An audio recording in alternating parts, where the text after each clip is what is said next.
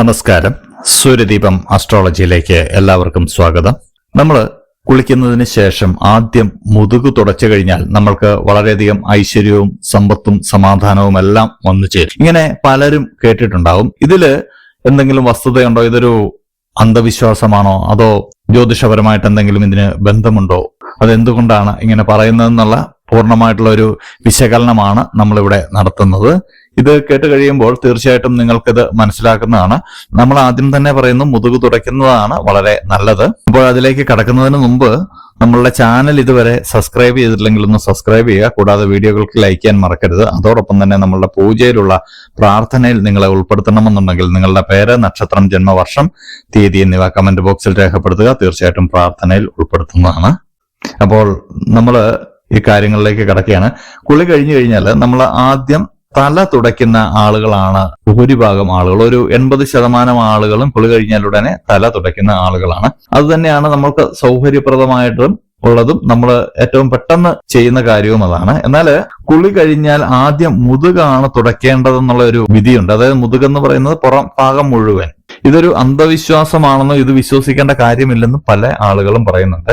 അതിന്റെ ഒരു യഥാർത്ഥ വസ്തുതയിലേക്ക് ചെല്ലുകയാണെങ്കിൽ നമ്മളുടെ ജ്യോതിഷപ്രകാരം അല്ലെങ്കിൽ ഹിന്ദു പുരാണ പ്രകാരം ശരീരത്തിൽ എപ്പോഴും നിലനിൽക്കുന്ന 2 ഘടകങ്ങളാണ് നന്മയും തിന്മയും. ഈ അവസ്ഥകളെ നമ്മൾ പേരിട്ട് വിളിക്കുന്നത് നന്മയെ മഹാലക്ഷ്മി എന്നും തിന്മയെ മൂദേവി എന്നുമാണ്.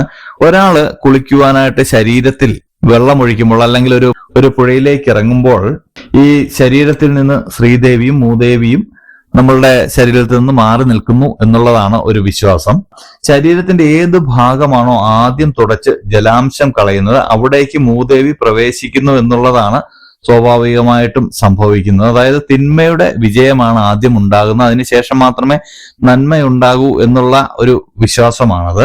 അതുകൊണ്ട് തന്നെ മുതുക് ആദ്യം തുടച്ചു കഴിഞ്ഞാൽ മൂദേവി കയറുകയും രണ്ടാമത്തെ മുഖം തുടയ്ക്കുകയാണെങ്കിൽ ലക്ഷ്മി ദേവി മുഖത്ത് പ്രവേശിക്കുകയും ചെയ്യുമെന്നുള്ള ഒരു വിശ്വാസമാണ് ഹിന്ദു പുരാണത്തിൽ പറഞ്ഞിരിക്കുന്നത്. ഇങ്ങനെ ഐശ്വര്യദേവതയായ ലക്ഷ്മി ദേവി മുഖത്ത് വന്നു കഴിഞ്ഞാൽ ലക്ഷ്മി ദേവിയുടെ അനുഗ്രഹത്തോടെ അന്നത്തെ ദിവസം മുഴുവൻ നമുക്ക് കഴിയാൻ പറ്റുന്നതാണ്. ഒരു പോസിറ്റീവ് എനർജിയോടെ നമ്മൾക്ക് കഴിയാൻ പറ്റുന്നതാണ്. മറിച്ച് മുഖമാണ് തുടയ്ക്കുന്നതെങ്കിൽ മൂദേവി അവിടെ കയറുകയും അന്നേ ദിവസം നമ്മൾക്ക് വളരെയധികം ബുദ്ധിമുട്ടുകൾ ഉണ്ടാവാൻ സാധ്യതയുണ്ട് എന്നുമാണ് നമ്മൾ മനസ്സിലാക്കുന്നത്. ഇതില് ഒളിഞ്ഞിരിക്കുന്ന ഒരു ശാസ്ത്രീയമായിട്ടുള്ള രഹസ്യം കൂടിയുണ്ട്.